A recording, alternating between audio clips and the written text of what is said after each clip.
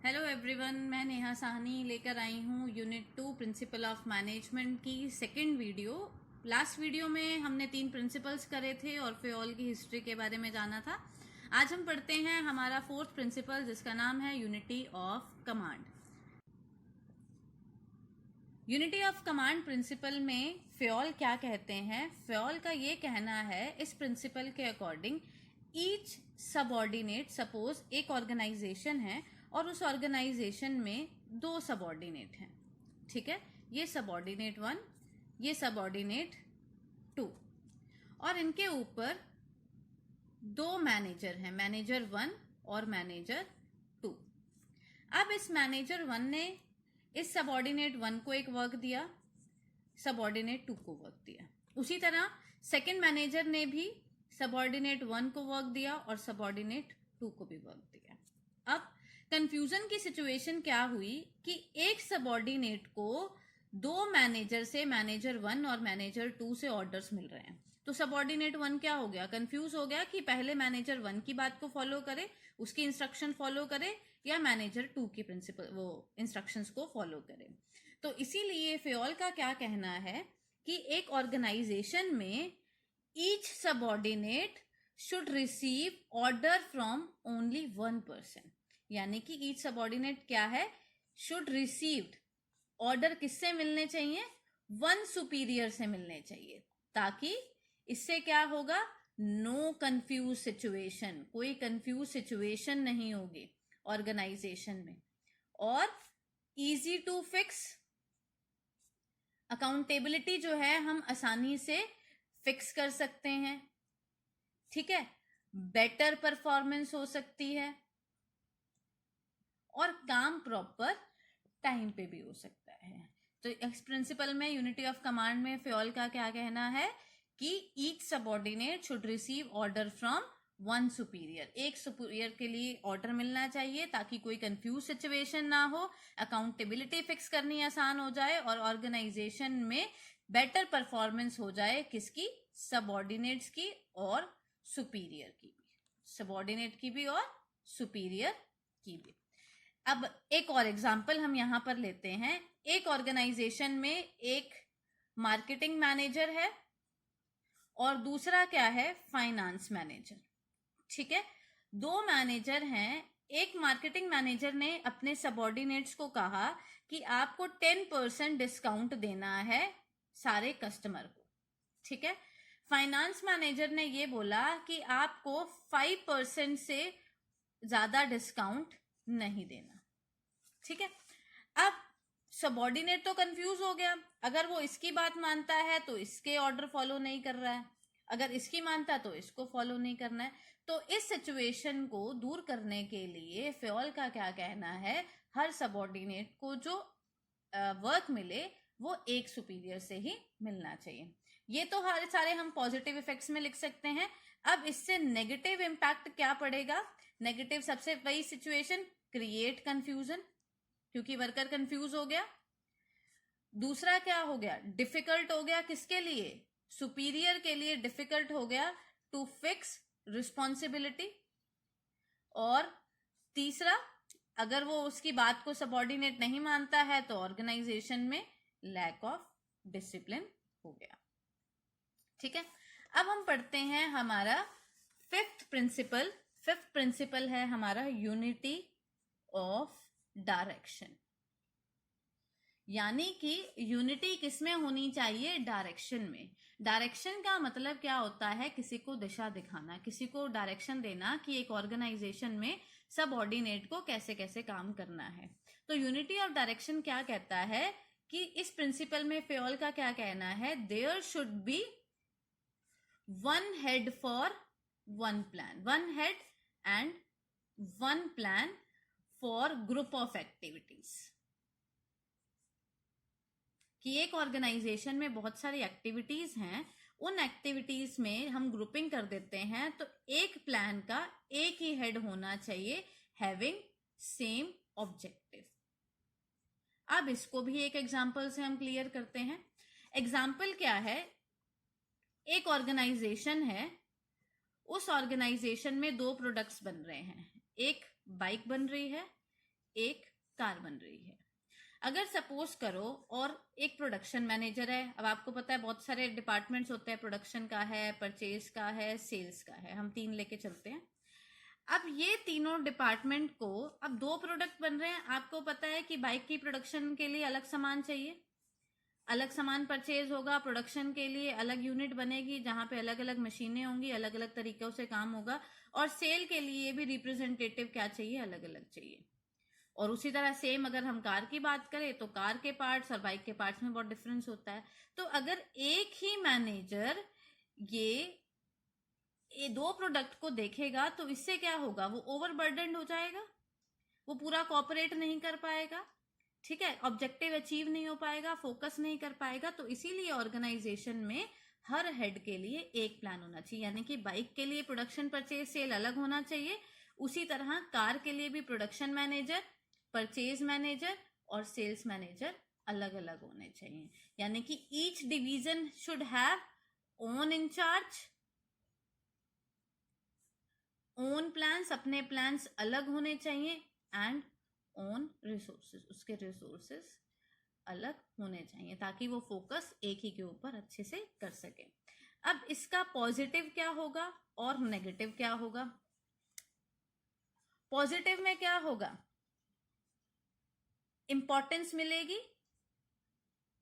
Common goal के ऊपर, और इजी टू अचीव, गोल आसानी से अचीव हो जाएंगे,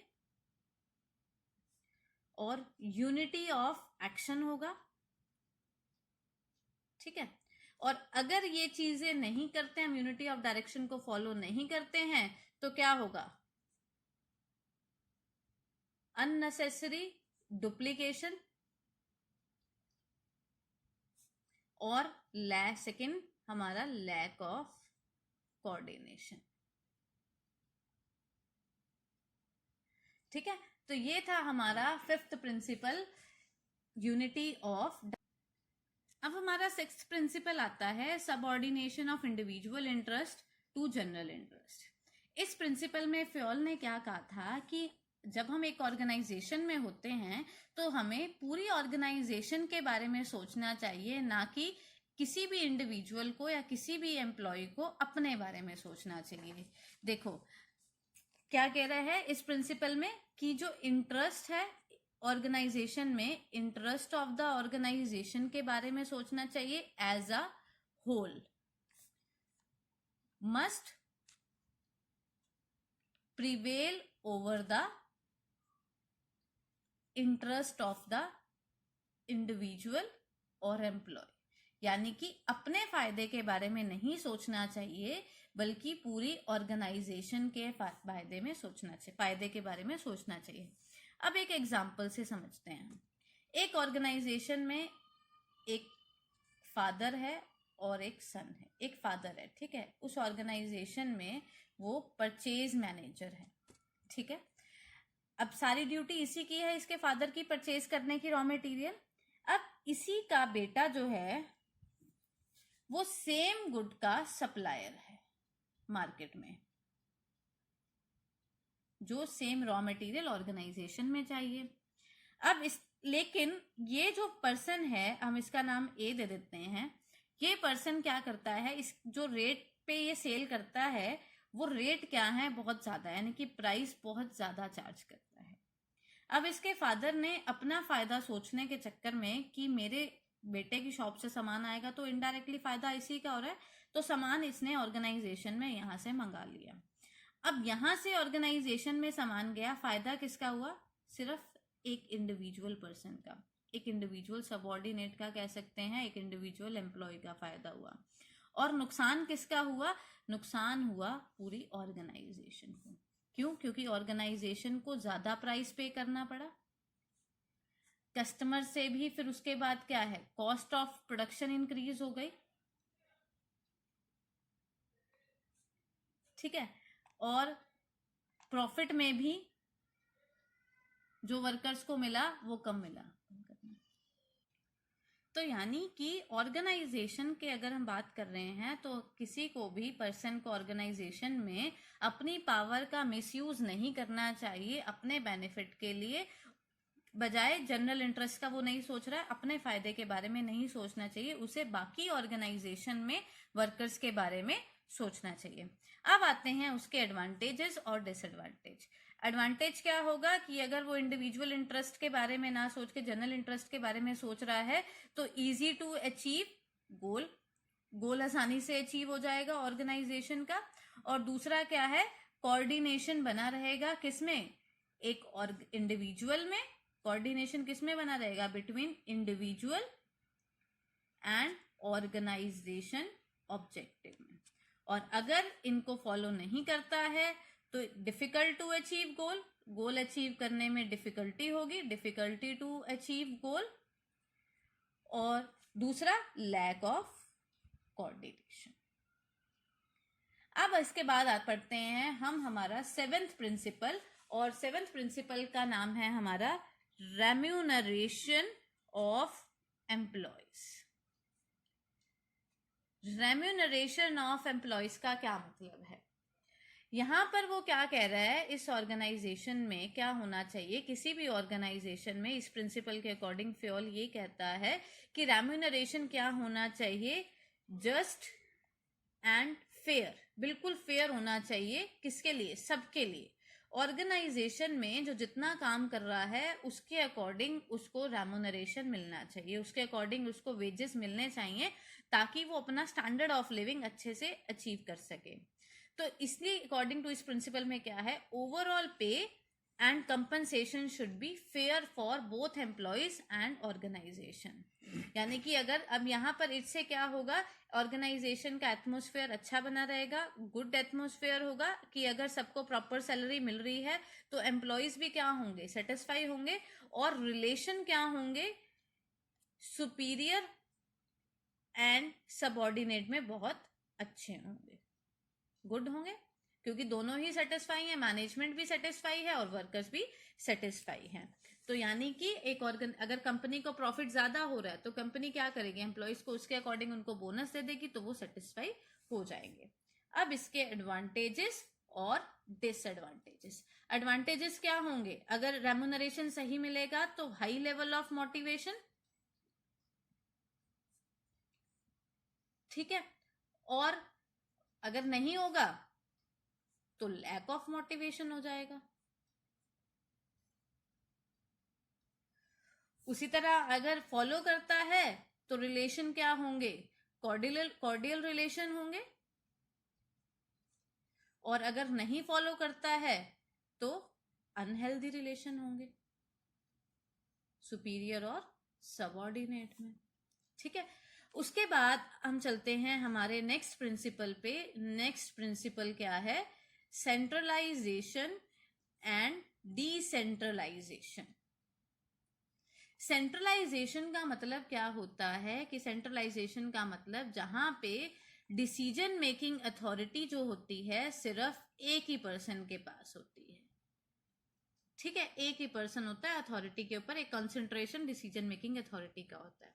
लेकिन डिसेंट्रलाइजेशन में क्या होगा, अथॉरिटी का डिस्ट्रीब्यूशन होता है, division of authority at all level. All level हमें पता है हमारे 3 लेवल होते हैं, तो ऑल लेवल पे अथॉरिटी डिस्ट्रीब्यूट होती है। तो अकॉर्डिंग टू फ्योल का क्या कहना है, किसी भी ऑर्गेनाइजेशन में ना तो कंप्लीट सेंट्रलाइजेशन होना चाहिए और ना ही कंप्लीट डिसेंट्रलाइजेशन होना चाहिए। उसका क्या कहना है, बैलेंस होना चाहिए दोनों में, ठीक है। डिसेंट्रलाइजेशन और सेंट्रलाइजेशन में दोनों में क्या होना चाहिए, बैलेंस होना चाहिए।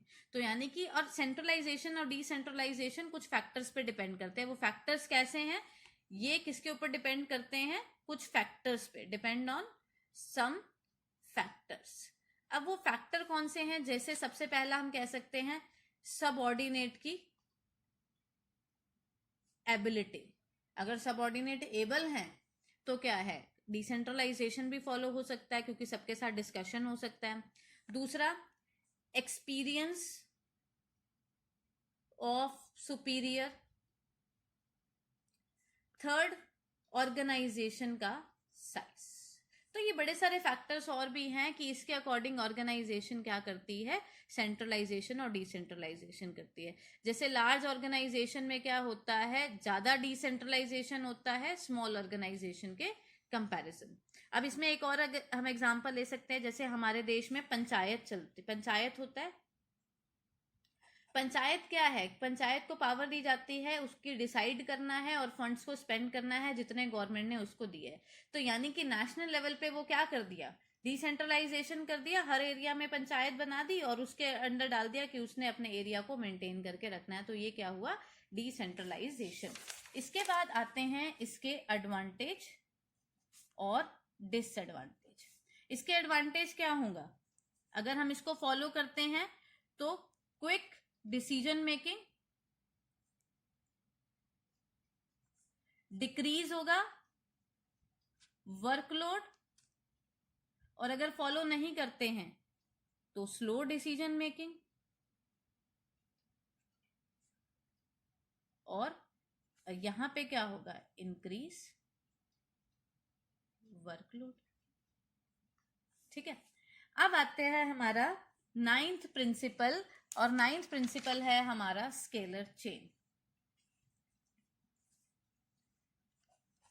स्केलर चेन का मतलब क्या होता है कि एक ऑर्गेनाइजेशन में फ्योल का ये कहना है कि हर ऑर्गेनाइजेशन में क्या होनी चाहिए, एक चेन होनी चाहिए, किसकी, अथॉरिटी की और कम्युनिकेशन की, जो टॉप टू बॉटम रन करे।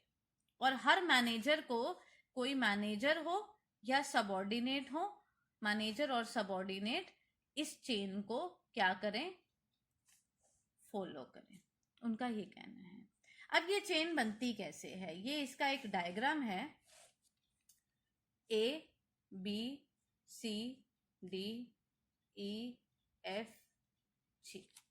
ये एक चेन है, यानी कि मैंने भी बोला कि एक ऐसी चेन अथॉरिटी की और कम्युनिकेशन की जो रन करती है फ्रॉम टॉप टू बॉटम, यानी कि ऊपर से नीचे की तरफ रन करती है, और मैनेजर्स और सबऑर्डिनेट्स दोनों को ही फॉलो करना होता है। यानी कि ये सबसे हाईएस्ट रैंक पे है, फिर ये लोएस्ट रैंक, फिर ये उससे लोएस्ट रैंक, फिर ये उससे लोएस्ट रैंक।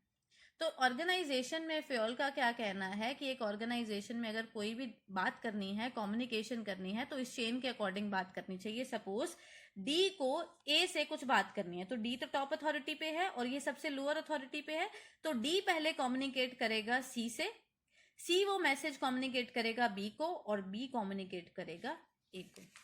ठीक है, तो हर ऑर्गेनाइजेशन में क्या होता है, इसके अकॉर्डिंग वो कहता है, इसके अकॉर्डिंग काम होना चाहिए।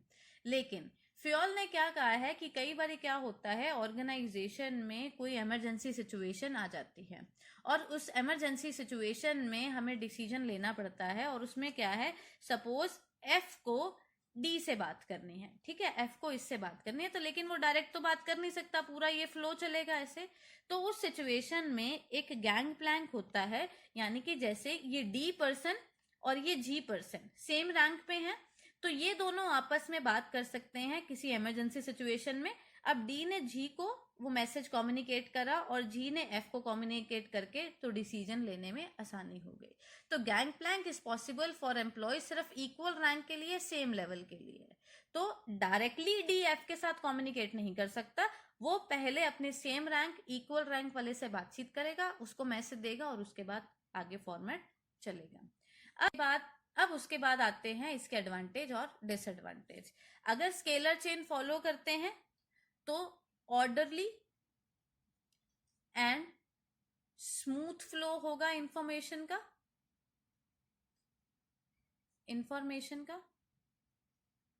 और यहां पर नहीं होगा तो not flow in orderly position. ठीक है, अब इस चीज को फॉलो करेंगे तो क्या होगा, बेटर रिलेशंस होंगे, और वही सेम अनहेल्दी रिलेशंस होंगे। इसमें यूनिटी ऑफ कमांड होगी, इसमें अगर नहीं फॉलो करते हैं तो लैक ऑफ यूनिटी। तो आई होप आपको आज के सारे प्रिंसिपल्स क्लियर होंगे। अगर आपने मेरे चैनल को सब्सक्राइब नहीं करा है तो प्लीज़ लाइक और सब्सक्राइब करें। Thank you so much.